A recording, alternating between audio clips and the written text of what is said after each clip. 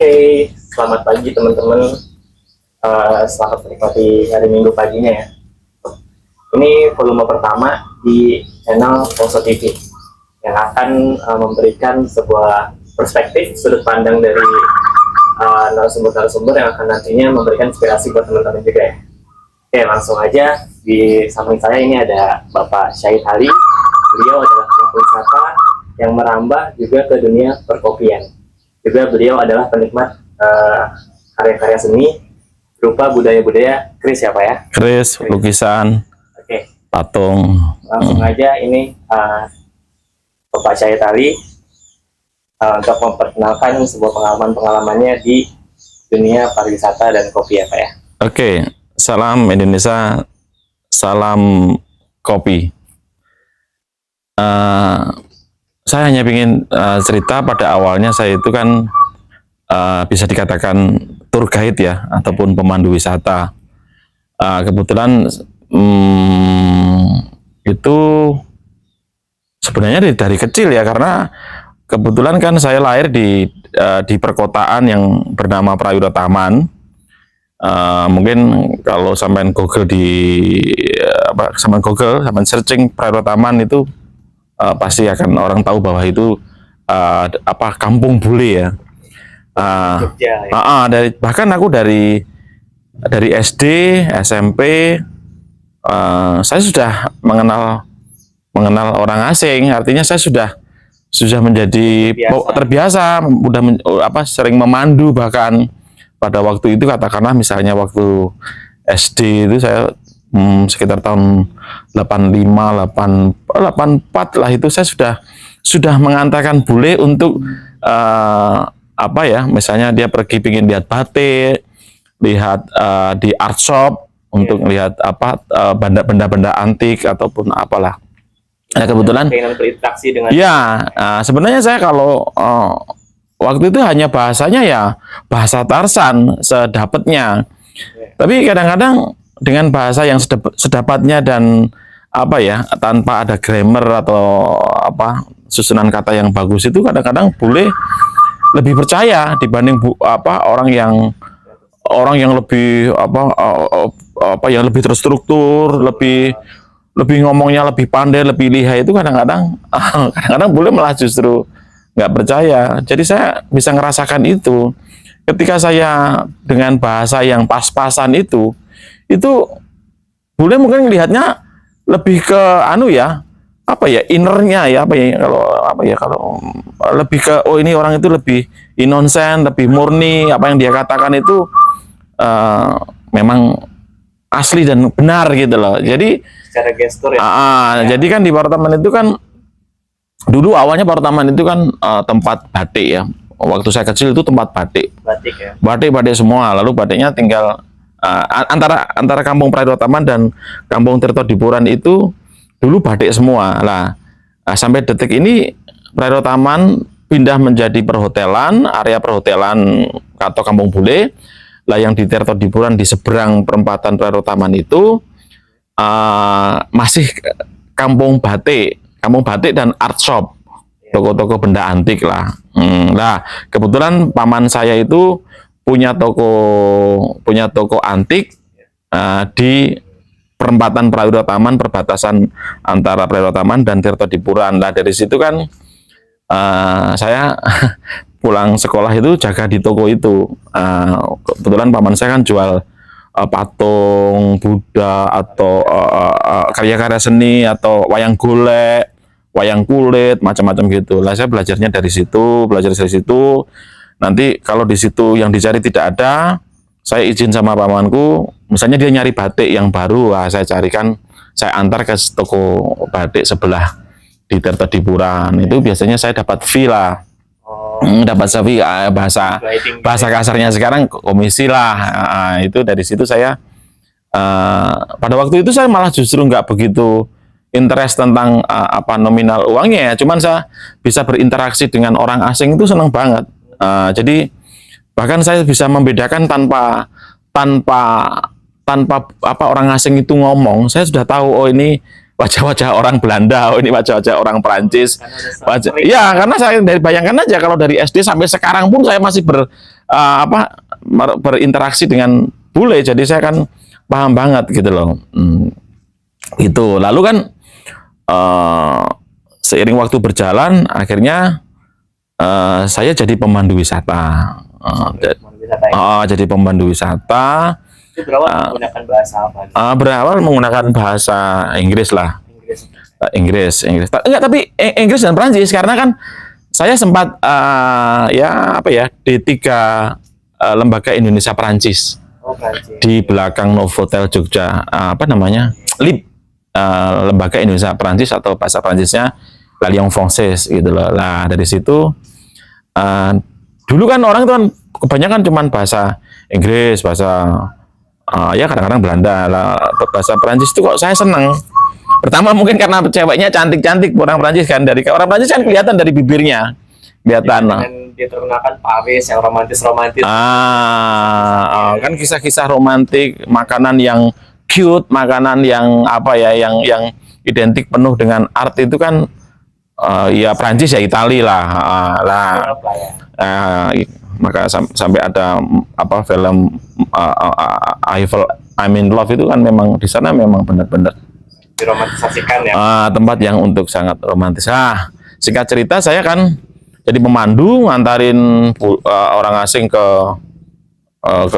Banyuwangi pada waktu itu. Ke Banyuwangi itu kan ada perkebunan kopi namanya Glenmore. Itu perkebunan kopi sudah mungkin lebih dari 100 tahun lebih ya, karena itu perkebunan kopi milik orang Belanda. Nah, dari situ kan ada terjadilah cerita-cerita yang lucu dan unik. Salah satu contoh misalnya di Banyuwangi itu ada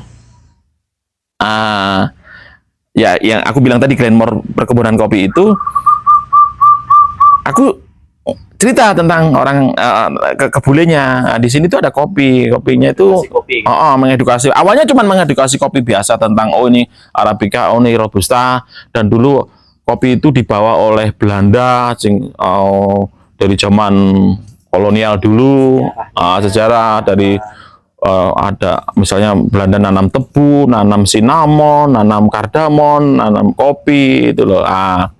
Di situ ada rempah-rempah ya. Rempah-rempah ya di situ. Lalu saya bisa ngelihat ada unik cerita tentang kopi luwak. Kopi luwak itu kan binatang malam yang mengandalkan penciuman. Mata tidak bagus tapi penciumannya bagus seperti kelelawar lah, dan hidupnya nokturnal, dia malam. Itu menjadi cerita yang lucu. Ketika saya di dalam bis itu ada grup Perancis tuh, saya ceritakan di situ. Di sini tuh ada kopi yang termahal. Bahkan mungkin kalau kamu bisa, waktu itu udah ada YouTube. Kalau kamu buka di YouTube, ada film yang dibintangi oleh Morgan Freeman dan Jack Nicholson itu tentang kopi luwak. Nama filmnya itu Bucket List. Salah satu dari list itu minum, bukan minum kopi sebenarnya, itu Love Until I Cry. Tertawa sampai saya menangis. Nah, itu minum kopi luwak. Karena kan si Morgan Freeman itu sakit, sedang tiduran sakit di rumah sakit. Lalu kan dari sekian list ada 7 list kalau nggak salah saya. Di list itu salah satunya kan minum Love Until I Cry lah. Si Morgan Freeman, karena kan si Jack Nicholson itu orang kaya yang punya rumah sakit itu. Dua orang itu kan punya penyakit kanker. Sebelum mereka itu mati, dia nyusun list sebelum mati. Nah, itu bucket list. Salah satunya Love Until I Cry itu minum kopi luwak. Jadi kopi luwak itu di situ digambarkan kopi yang sangat prestisius, yang sangat mahal. Hanya orang kaya yang bisa membeli, sampai alat untuk membikinnya aja yang benar-benar unik. Unik sekali pokoknya. Seperti kayak timbangan, pokoknya unik sekali. Saya nggak tahu namanya, semacam kayak cara prosesnya ya. Waktu si Morgan Freeman itu tiduran, lalu waktu dia tiduran, nih tak kasih kopi, udah. Setelah dia minum kopi baru dikasih explanation-nya cerita tentang kopi itu. Wah, akhirnya dia ketawa bareng. Love Until I Cry itu ya di situ sampai nangis. Akhirnya akhirnya kan di list itu dia dicoret, sudah Love Until I Cry. Dari sekian banyak itu ada yang skydiving, ada yang naik mengendarai Mustang dengan liarnya, pokoknya hal-hal ekstrim, atau di tempat di Taj Mahal. Nah, dari situ kan orang asing jadi mengenal tentang kopi luwak, atau mungkin sudah lah.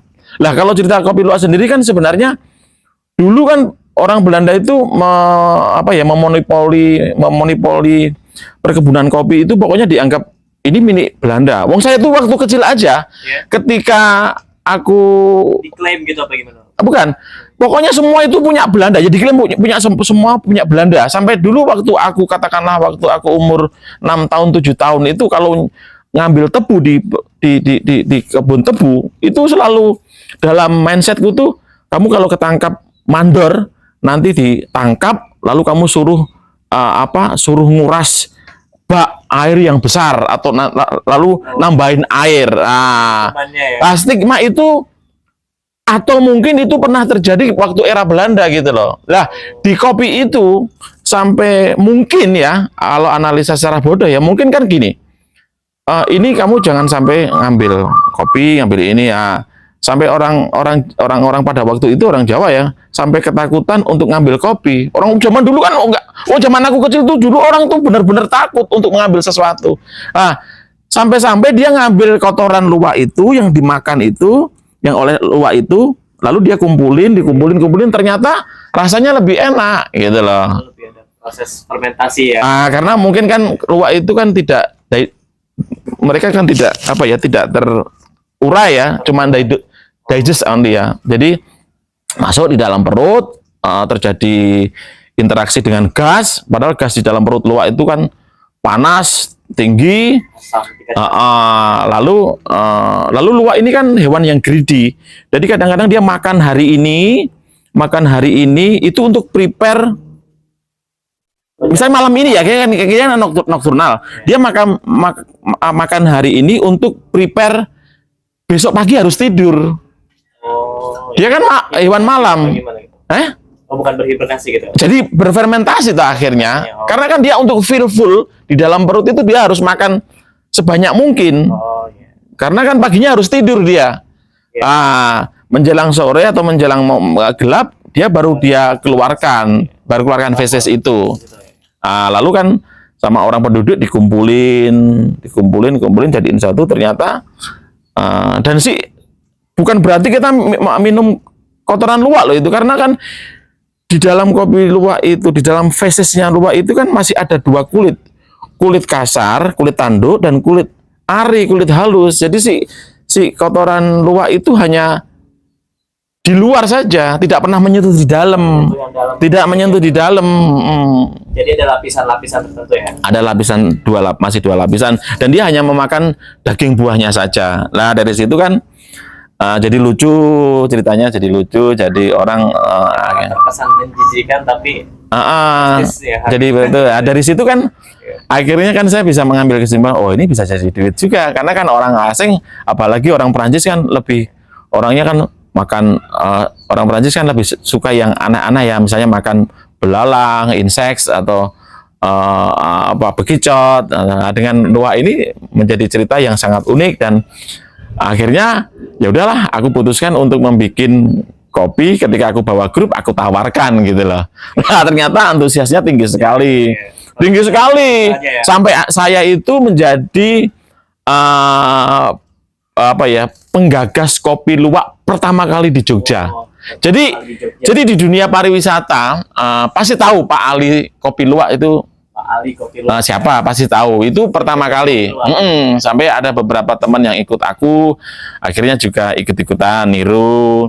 Lalu ada pelaku wisata yang lain yang ngikutin saya. Tapi dari beberapa pemandu wisata yang lama-lama tahu bahwa kopi luwak pertama kali di dunia pariwisata itu saya, Pak Ali gitu loh.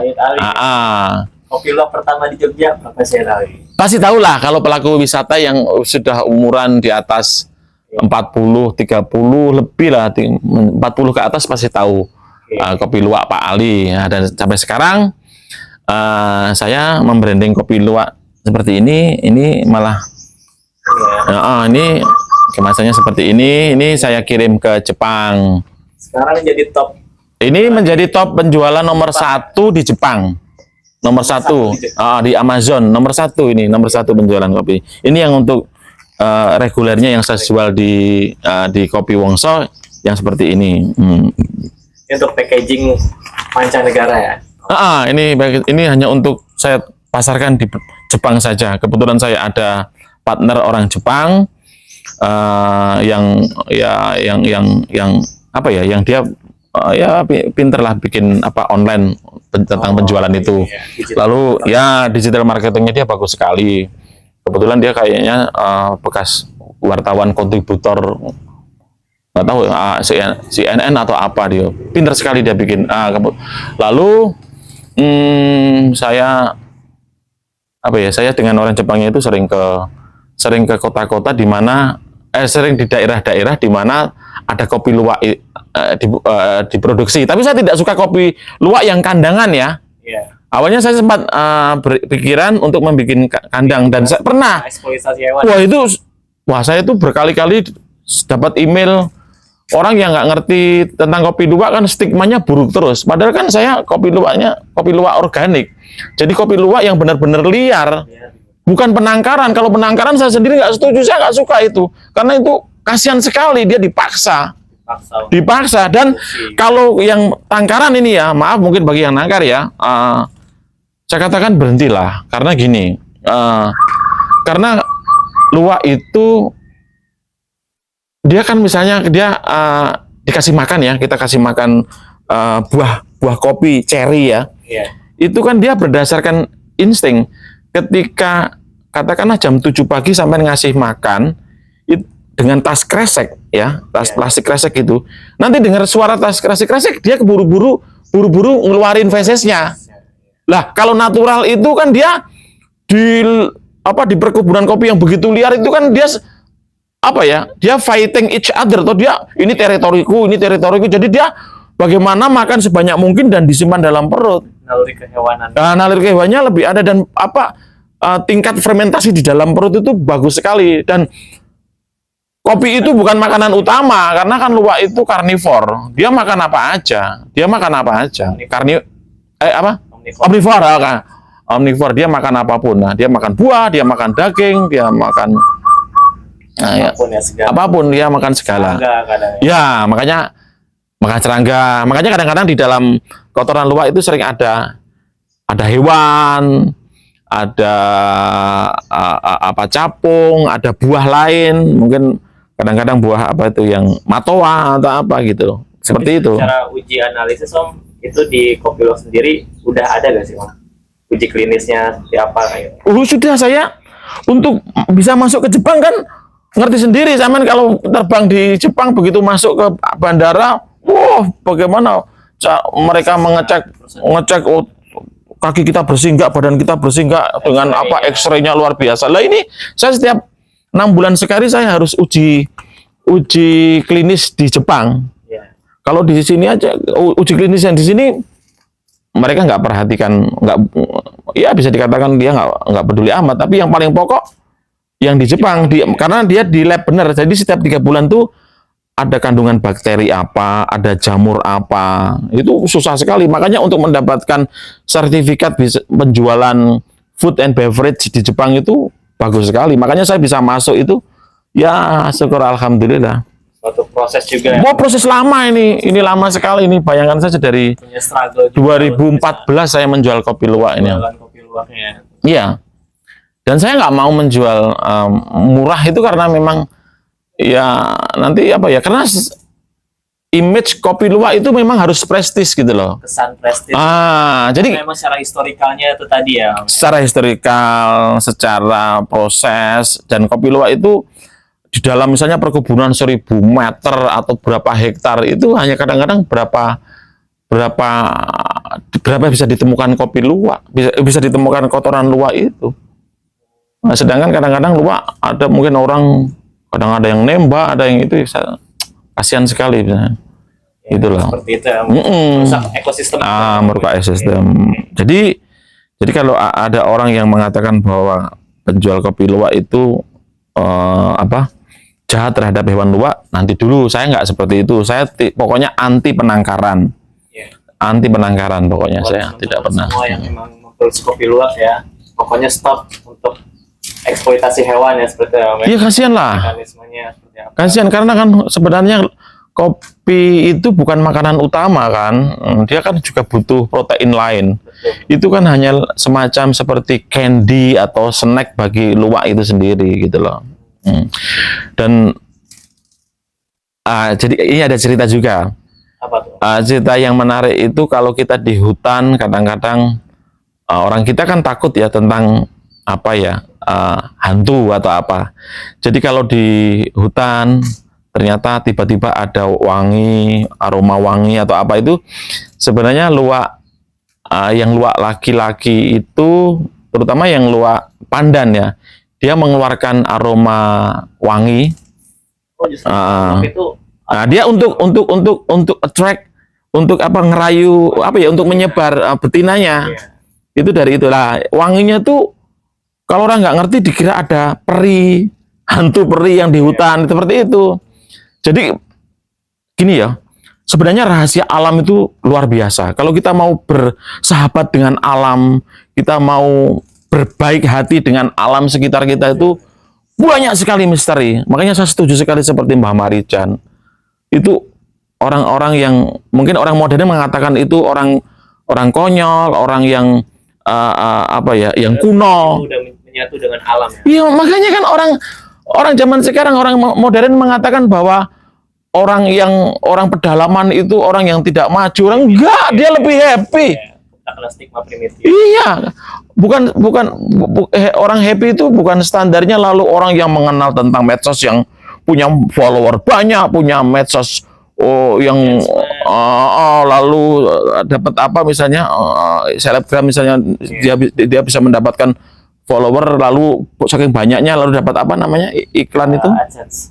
enggak, dapat iklan, orang yang pasang iklan ke dia itu apa namanya, Ya, apa ya, endorse misalnya, dapat endorse seperti itu ya gitulah. Jadi saya senangnya kalau kehidupan saya itu, yang saya senangi dengan bergaul dengan orang asing, terutama orang asing yang baru ya. Kalau orang asing yang lama, maaf ini, saya kadang-kadang kurang respect. Contohnya yang sekarang yang terjadi di Bali itu, perbedaan ya. iya beda lah. Karena kan dia tahu kekurangan orang kita, hukum kita. Jadi dia tahu, dia menggunakan kekurangan itu untuk berbuat yang kurang kadang-kadang, yang kurang baik lah. Nah sekarang banyak tuh yang di Bali tuh, nggak pakai helm, nerjang perempatan, sama polisi nggak takut. Ya karena kan satu, orang asing dianggap prestis, lebih prestis, itu salah bagi saya. Outmind ya mereka. Iya, meskipun saya senang bergaul dengan orang asing, tapi saya nggak. Orang asing yang pertama kali datang sini tuh justru dia lebih apa ya? Dia tuh kalau kita ajak ngomong, respectnya bagus. Kalau kita komunikasi itu benar-benar dengerin, pokoknya bagus lah, bagus sekali. Nah itu lalu saya kenal tiap, katakanlah misalnya paling lama itu kadang-kadang kan kalau bawa tamu asing misalnya jemput Jakarta itu kan bisa dikatakan 10 hari 9 malam. Nah itu dari Sunda Kelapa, dari Bandara Soekarno Hatta nanti ke Sunda Kelapa. Kadang-kadang kalau orang Belanda kan bawa foto tempo dulu. Sunda Kelapa itu dengan harapan ekspektasi bahwa Sunda Kelapa itu bakal bagus seperti ada yang di foto. Begitu sampai sana, waduh, kotor, kacau. Nah, saya kan sering misalnya, ini jembatan ini ada di mana? Oh ini ada di jembatannya masih ada, masih kuat dan bagus, tapi di sekitar situ kotor, sungainya nggak bersih. Ya ini nggak tahu kalau sekarang seperti apa ya, maaf nih. Mungkin itu kan terakhir saya tahun berapa ya? 2013 atau mungkin 2012 ya. Lalu misalnya pernah saya tuh gini. Jadi saya bawa couple itu, dia fiancé, mau nikah, mau menyatakan will you marry me, tapi di rumah kakeknya. Lah di rumah kakeknya itu di Jalan Darmo Surabaya. Nah yang ownernya sekarang orang kaya. orang kaya kan stigmanya selalu gitu, nanti takutnya ada apalah. Lah saya bingung ini gimana caranya bisa masuk ke rumah itu, padahal rumah itu sudah dibeli orang kaya dan cara menghubunginya susah. Saya mencoba menghubungi satpam atau keamanan di perumahan itu. Oh, mas, saya nggak bisa, mas. Saya hanya sekedar jaga rumah ini, tapi saya nggak bisa untuk intervensi untuk membolehkan mas ke situ. Enggak, saya itu kan sebenarnya cuman pingin mengantar bule ini untuk menyatakan maukah kau menikah denganku di rumah kakek neneknya yang dulu ada di rumah itu, dan rumah itu masih ada. Sebagai saksi apa gimana? Enggak, cuman untuk memorable, untuk memorable. Lalu karena kakeknya masih hidup, mau ditunjukin gitu loh. Lah, saya sudah prepare, saya sudah beli. Saya Ali, pokoknya you are my hero. Kamu beliin cincin pernikahan meskipun dari perak, lalu kita beliin bunga, buket ya, itu macam-macam. Udah persiapan. Pokoknya tanpa kamu ketahui sih calonku Ali. Nah, jadi yang calonnya itu sebenarnya Indo, tapi kan bapak ibunya juga lahir di sana. Indo tapi bapak ibunya lahir di sana, hanya kakeknya yang lahir di Surabaya gitu loh. Rumahnya masih bagus, satu masih bagus, satu sudah rontok, rusak-rusak itu. Biasanya yang rusak-rusak itu kadang-kadang diklaim sama pemerintah atau apa nggak tahu. Lah, yang rumah bagus itu karena saya sudah kehabisan akal, saya waktu itu saya pergi ke di Polres Surabaya. Saya lupa namanya jalannya apa. Saya datang ke sana, saya nemui Babinsa atau apa, Pak. Saya tuh gini, Pak. Saya tuh niat saya kan baik. Saya pemandu wisata dan saya resmi ada Ada lisensinya. Ada lisensi. Mas? Saya ahli, saya membawa tamu bahwa ini tapi tidak boleh diketahui sama si yang ceweknya. Dia tuh ingin menyatakan maukah kau menikah denganku di rumah itu, karena neneknya dulu waktu nikah di rumah itu dan tangganya ada di situ, ada semacam kayak balkon di itu. Jadi ceritanya lucu banget kalau dibikin film tuh. Ya udah, akhirnya aku datang sama polisinya ke orang itu, tapi yang nemuin yang jaga, yang bersih-bersih, pembantunya lah, yang bersih-bersih. Mas, saya ini akhirnya diizinkan karena kan aku membawa Babinsa ya, jadi si Babinsanya jadi dari awal juga sudah bilang, Mas, saya semampu saya, kalau dia tidak bisa ya itu haknya mereka. Ya udah Pak, pokoknya usahain aja. Akhirnya bisa masuk, dan di samping di depan rumah yang mau saya masukin itu kan ada angkringan. Wah, di angkringan itu orang-orang tak bayar semua, nanti tak suruh tepuk tangan ketika dia menyatakan will you marry me. Lah, begitu dibuka, masuk, lihat posisi rumahnya zaman dulu, dan di fotonya itu ada persis sama dan lebih bagus, di tempat bagus sekali, tingkat 2. Lalu belakangnya itu ada gardennya bagus sekali di Jalan Darmo, di Jalan Mawar. Di Surabaya. Saya masih ingat sekali itu. Nah, di situ begitu will you marry me, wah, orang yang tadi itu akhirnya tepuk tangan semua dan nangis. Saya juga ikut terharu, saya ikut nangis. Waduh, senang banget. Dan Ali, ya Mahir, semua sudah kamu rancang ya. Nah, cuman kan kadang-kadang inilah kalau kembali kalau kita itu gini loh. Kalau orang asing, kalau kita membantu atau apa kita, kebetulan kan saya ceritanya kan kalau orang asing kan, kalau saya bawa orang asing kan berharapnya dapat komisi, berharapnya dapat tapi di situ kadang-kadang dengan tindakan saya, bantuan saya yang seperti itu tuh kadang-kadang masih supirnya, Mas Ali sudah segitu bagusnya Mas Ali kok nggak dikasih tip, supirnya, drivernya ya, jadi kadang-kadang ya udah lah, nggak apa-apa, ikhlas nanti. Price ya, kebanyakan orang ya. Ya kita kan nggak bisa, oke lah, kita mau katakanlah kita mau anti duit atau anti apa, tapi kan ada timbal baliknya. Lah, kadang-kadang yang tidak dimiliki oleh orang asing itu seperti itu. Tapi itu bagus sebenarnya, karena tidak mengajarkan orang untuk dermis nak bahasa Jawa. Tidak diajarkan untuk meminta-minta. Misalnya katakanlah saya sama si polisi tadi saya memberikan rokok, itu bukan berarti saya ngasih pelicin. Itu kan hanya, jadi harus dibedakan loh antara misalnya ngasih sesuatu ke gitu. Bukan nyogok, itu sebenarnya ya itu hanya untuk oke ya teman ngerokok bareng, itu seperti itu. Lalu saya misalnya ngasih si tukang kebunnya itu kan mereka juga nggak tahu si bule-bule tadi itu, dan mereka nggak akan ngasih tip, nggak ngasih apa, padahal bagaimana perjalanan panjang menuju situ tuh mereka nggak tahu. Tapi saya nggak ngomong bahwa dia nggak ngasih tip lalu saya benci, enggak, tapi saya cuma mengatakan bahwa kadang-kadang orang kita itu lebih punya hati.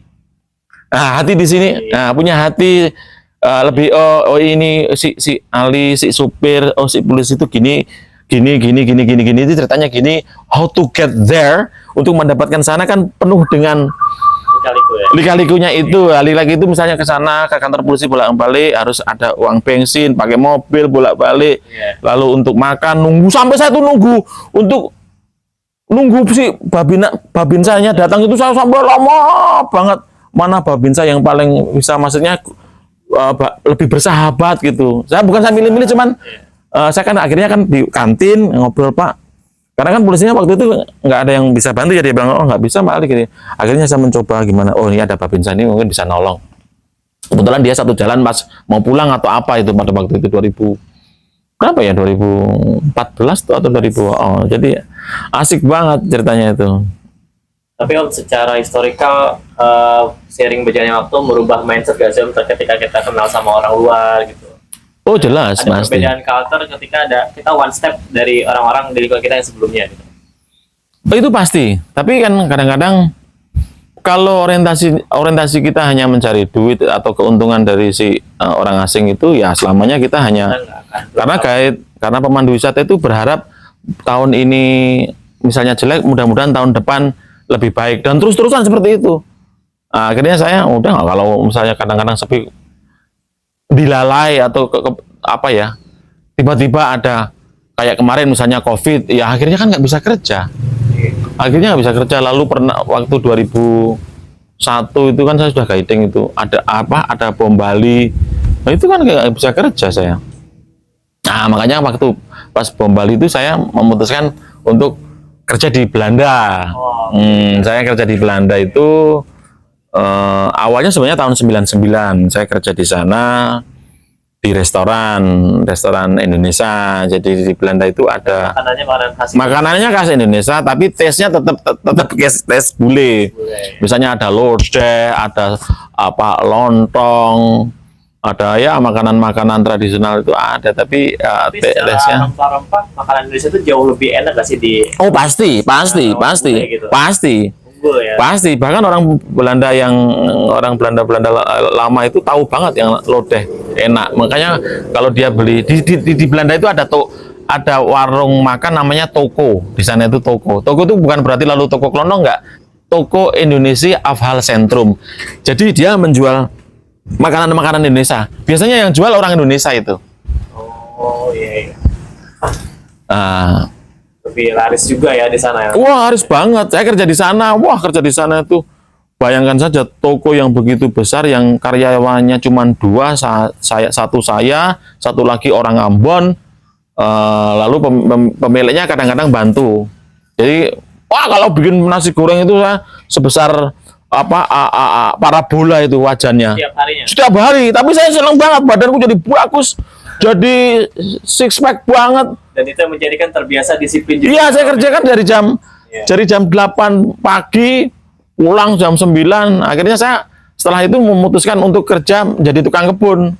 Tukang kebun, bersih-bersih rumah orang.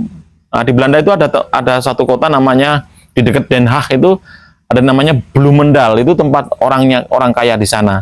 Itu percaya banget kalau yang kerja orang Indonesia, kan nanti dia pasangnya iklan itu di toko-toko kayak Alfamart kalau di sini atau apa gitulah. Itu mencari orang yang bisa bantu kerja di situ. Lah, saya akhirnya nelpon, dapat satu alamat, dapat yang lain karena tahu kerjanya saya bagus. Itu bayangkan aja kalau satu hari saya waktu 99 itu satu hari bisa dapat 1.100.000. Dapat 1.100.000 itu kan berarti di sini mau apa? Akhirnya peninggalan kerjaan saya itu sampai sekarang saya tinggalkan ke adik-adikku. Sampai sekarang adik-adikku ada yang dikerja di sana sampai sekarang. Pencetusnya saya awalnya pembuka. Jadi akhirnya banyak. Jadi ada yang keluarga ya. Sekarang lebih besar, ada yang sampai 1.500.000 per hari. Ya, kalau 1.500.000 per hari kan mau kerja apa di Indonesia gitu loh. Iya.